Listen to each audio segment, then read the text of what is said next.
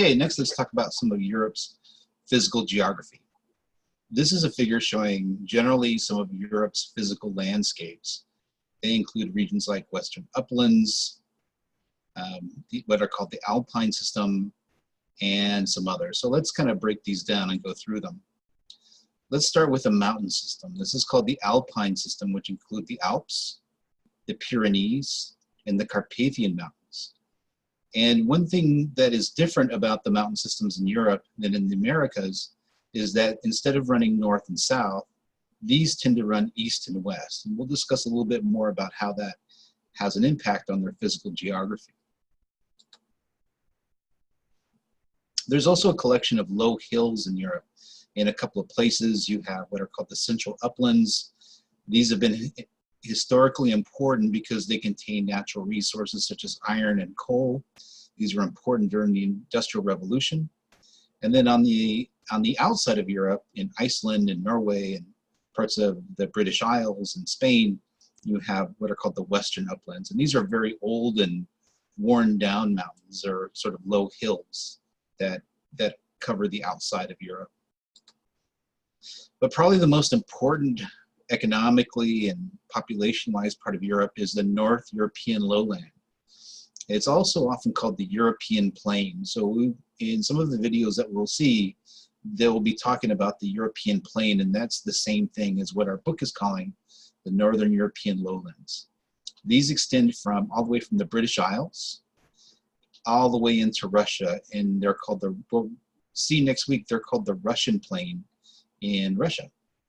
Now, it might seem odd that they would extend to the British Isles since they are an island, but one thing to keep in mind is that sea levels have risen to kind of cut this island off, but it's still physically part of the European continent.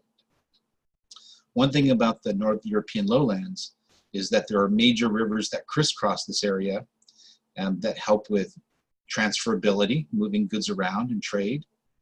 And most of the Europeans live within this zone of the Northern European lowland. This is a figure showing the North America overlaid with Europe and parts of Africa. So you can kind of see both, and they're comparable in terms of latitude. So what I want to highlight here is that the southern part of Europe, Spain, Italy, Greece, are at about the same latitude as Fresno. So Fresno is about the same latitude as the very southern part of Europe. When it comes to places like the British Isles, Norway and Sweden and Iceland, they are farther north than anywhere in the United States. So their latitudes are very high. Yet they're not quite as cold as Alaska or Canada, and we'll talk about the reasons why they're not quite as cold. It has a lot to do with the ocean. However, bear in mind that, you know, if you look at even Germany here, Germany is like the latitude of southern Canada.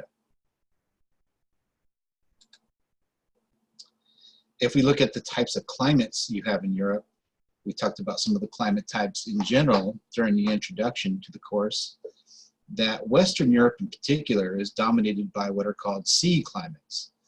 This is, our book calls these humid temperate climates. Another term for this are, these are mild winter climates. These are climates that are not that cold in the wintertime, which may seem odd, especially when they're at high latitude. So remember that the British Isles are the same latitude as sort of the middle of Canada. Iceland is about the latitude of Alaska, yet they're not as cold as they could be. We're going to contrast this with Russia next week, which has continental climates, which are much colder. So here's a map of the distribution of sea climates in the world. These are moderate wet climates. Europe mostly has what's called a marine west coast climate. It's what we call it in our physical geography class, which are influenced by winds coming in from the ocean. However, that area of climate is much deeper into Europe than it is in the Western United States. And one reason for that has to do a little bit with plate tectonics. So if you remember, in North America, we had north-south mountain ranges like the Sierra Nevada, which cause a rain shadow in the interior of the United States because winds are blowing generally in the direction of this red arrow. And those winds encounter those mountains and it blocks moisture from the interior of the United States. Now in Europe, because their mountains run east to west, they don't have that same sort of rain shadow. So the moisture from the ocean can extend farther into the interior of Europe. Here's some pictures of sea climates in different places in the world. These are climates that are fairly wet, fairly vegetated, lots of trees, but the winters are not too severe. One type of climate that's included with sea climates is Mediterranean climates. And one thing about Mediterranean climates is that they are seasonably dry. In other words, Mediterranean climates have warm and dry summers. That should sound familiar because most of California has a Mediterranean climate.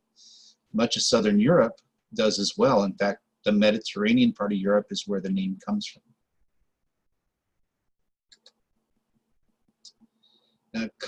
One last element is ocean currents. And ocean currents, this is a map showing different ocean currents. Here in California, we mostly get a cold ocean current that comes from the north off our coast. That's why when we go to the beach, the ocean, the water is really cold. In Europe, however, they're affected by this thing called the North Atlantic Drift. And what this is warm water comes from the equator, moves around Florida and the East Coast, and then it drifts northward up into high latitudes. And that plays a key role in the climate of Europe. So even though that Europe is at really high latitudes, it's about the same as the middle of Canada, that North Atlantic drift helps to make the climates much more mild than they might otherwise be. And then the other thing that we mentioned that I want to highlight again is that Southern Europe here, around the Mediterranean Sea, has a Mediterranean climate that has dry summers very similar to California.